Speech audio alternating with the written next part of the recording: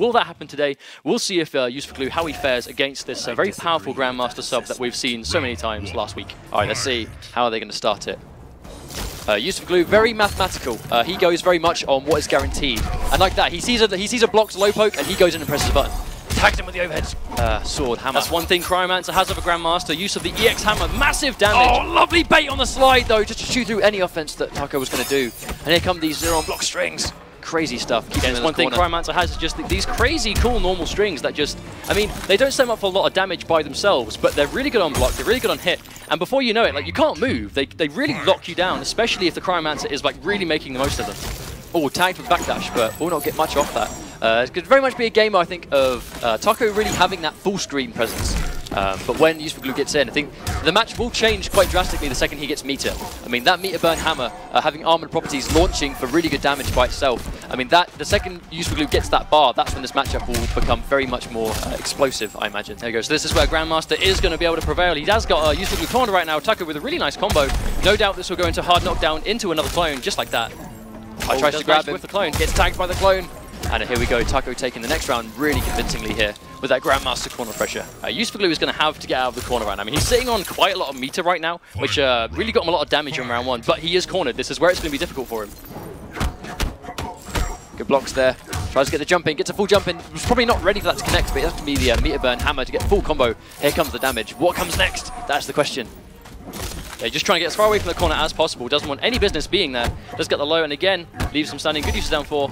I think UsedForGlue always acknowledging that if a low normal is blocked, the opponent is minus there. I mean, he's not going to be able to get any kind of pressure if you block that normal, and that is going to be a swift. That was not a true combo. That was a reset into that last hit. I think UsedForGlue may have thought he was going to build the breakout, and that's where he opted to go for the hammer. But RubyMyTaco, he had a really good second round there. He did manage to just corner UsedForGlue and really just annihilate his health bar. But as soon as UsedForGlue got out of the corner, that was where it was difficult. But that's how the matchup goes. But what I love about watching UsedForGlue play Sub-Zero currently, I mean, we have the pleasure of fighting this guy quite a lot, being one of our UK guys. He's very, as we mentioned, very, very mathematical. But we're going to do a replay here. This is the sort of corner pressure that Sub-Zero can obviously obtain, but this is only in Grandmaster.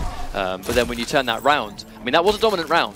I mean, that entire game was practically a flawless victory. It was practically a flawless victory, that round. Very much all 3 rounds, though. I mean, both of UsedForGlue's rounds were as dominant. I mean, it's quite a nuts game, but I mean, the way UsedForGlue likes to play is he will look entirely on what is guaranteed on hit. So things like if he sees a down 4 on hit, he will run in. If he sees any one of his combo strings hit, they don't do much damage, but the reality is they lock you down. You are significantly minus when he hits you with those moves. So he runs in and goes for something else. You've not taken much damage, but before you know it, you've been locked in for half the game and half your health is gone. But then Cryomancer has the armored hammer for the launcher into big, like, you know, close to 40% damage for just the hammer by itself as a starter, which does, you know, chew up counterpokes. Going into game 2, he uses the hammer, speaking of counterpokes, acknowledging that Taco is going to try and get that first hit and chew straight through it with the meter burn hammer. Such a good tool for Cryomancer.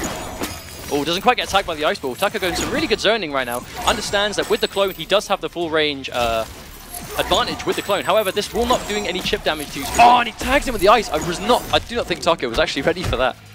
Good block on the overhead. Does go in. It is unsafe on block. Point blank, but does go for the punish. Doesn't quite get it. Oh, lovely jump just to go in there. I don't think UsedForGlue was ready for that, but the important thing about Cryomancer is that string does leave the opponent standing and forward, whereas in the other variations it throws them behind. So if you're trying to keep the opponent in the corner, that string is fantastic to use. Oh, good down 4. Oh, it returns with his own down 4 on hit, just to really stop that pressure going on. I mean, this is something that Sub-Zero can't really chip you out from full screen. So when he hasn't got a life lead, the clone isn't really going to do a lot for him here. And does go for the run into 50-50. Taco looking to get some damage on the board here. Manages to get himself a throw. Oh, and he tags him with the freeze there. And this will be corner carry.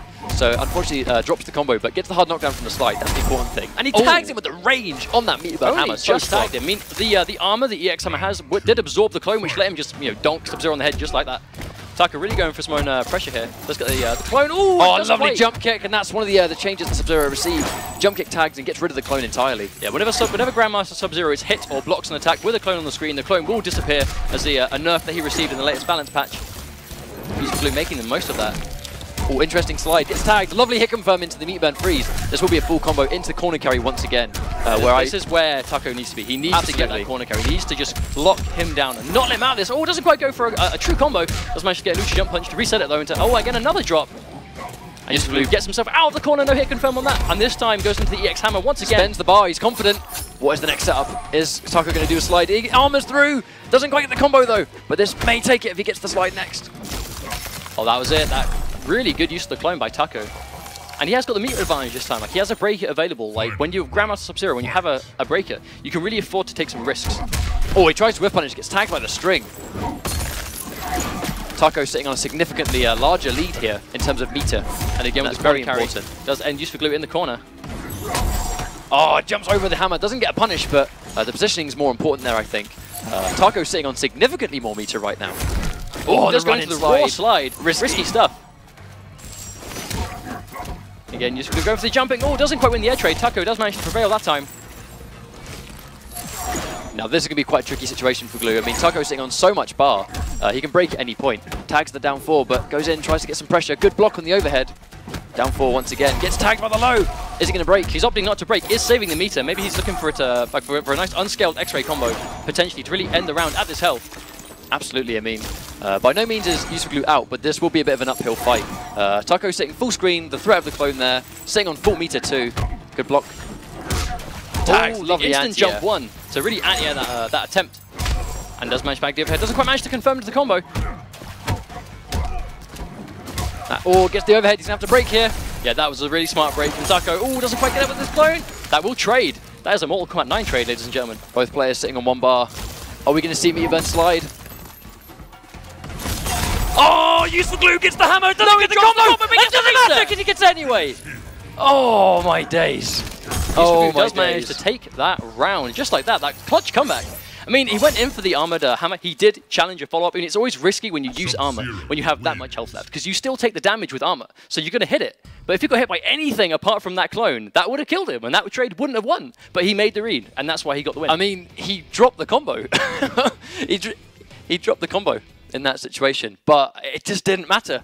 I mean, it was right at the end, right there. Again, just acknowledges the clone. But he dropped. That was it. That was the drop. But he did manage to catch him. I think Taco may have gone for a wake up there, and that is why he ate the grab. He might try to wake up slide or something. May have been. Something I really want to point out, though, which we haven't done so far, is that obviously both players here are playing Sub-Zero. If you at home want to support the ESL Online League, if you pick up the Blue Steel Sub-Zero skin, portions of the profits from that skin will go to competitive prize pots for the ESL Finals in Burbank, California. It starts out at a minimum of $50,000. However, your contributions by picking up that skin will add to that. So if you want to support the scene, but you don't want to compete, but you still want to support, then picking up that skin is a really good way to do so. Well, we just had Combo Breaker over the weekend with a $10,000 pot, which GJ Dizzy beat Sonic Fox in Grand Finals for. But speaking of this game right now, this will once again be a Sub-Zero mirror.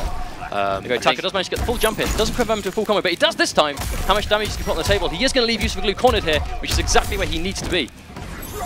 Oh, does get hit by the meter burn hammer. Neutral jumping Cryomancer on wake up is not normally advised. I mean, just because of that. That meter burn hammer does a deceivingly large amount of damage, considering most of the time it is just hammer into back 2 into forward 3, forward 3-2. It scales really nicely. Oh, he does get caught pressing buttons there. UsedForGlue tagged by the meter burn ice ball. Most likely did not expect the ice ball there, but a good read there on Taco. Finds himself in the corner. Really nice block on the low. Doesn't quite get the double overhead there. Quite a crucial drop. Oh, Taco caught pressing buttons after the down 4 and hit, but really good meter burn slide by UsedForGlue to get out of the corner, but risky stuff. Had that been blocked, he would have been possibly lost the round at the health he's got left. But one thing I'd like to point out is that UsedForGlue he's so patient all the time. A lot of the time, he'll literally just comfortably sit full screen. And the second he sees that time to put in a down 4, and then he sees it hit, he'll then go in and start applying his offense. And these little individual strings that, as I said, they keep you locked down for so long. By the time you realize what's going on, you've taken more damage than he has, and now he can sit full screen. And then just throw meter burn ice ball to really try and get the advantage. Oh, but he does quite walk into it. Quite fortunate from UsedForGlue to get hit by that. Wow, hammer time. He recognized that he had dropped, wasn't quite in range for the back 1 after that, so went to the hammer to at least hit the block string. I mean, it's actually not a true block string. You can interrupt. I mean, Sub-Zero could very much meter burn slide through that, but at the health he had left, the hammer would have collided. Absolutely, that's why he goes for it. Armor doesn't save you from the damage after all. There you go, Taco doing exactly what he needs to do here, just keeping him locked down. Good block on the hammer. Lovely block on the hammer there, actually. And again, trying to press buttons after getting hit by the down 4. Unfortunately, that does not let you get away with it. Down 4 on hit will guarantee some kind of string, but he leaves standing here. Lovely pressure. As you can see, all these individual hits, the on hit leaves Sub-Zero at a really good advantage. And that's one thing Glue was doing the entire time, was just looking for those hits. Oh, does use the normal slide, walks straight into the clone. Doesn't quite get a lot of damage, but he gets the corner carry, which is what he needs. And he tries to shatter Sub-Zero's clone there. The S-air this time, UsedForGlue going in for it. Good block. Really good block. And the overhead, no punish! punishes. Not solid punish, but that will actually take it from the string. Sub-Zero taking it, no doubt, with the brutality too. And that will close out the set. Really good stuff. Really good set. 3-0 to UsedForGlue. However, you know, Taco did exactly what he needed to. He was playing the matchup really well. He utilized the corner carry whenever he could, and when he had him cornered, he was not letting him out of there. The only times UsedForGlue got out was on a read, which is the only way you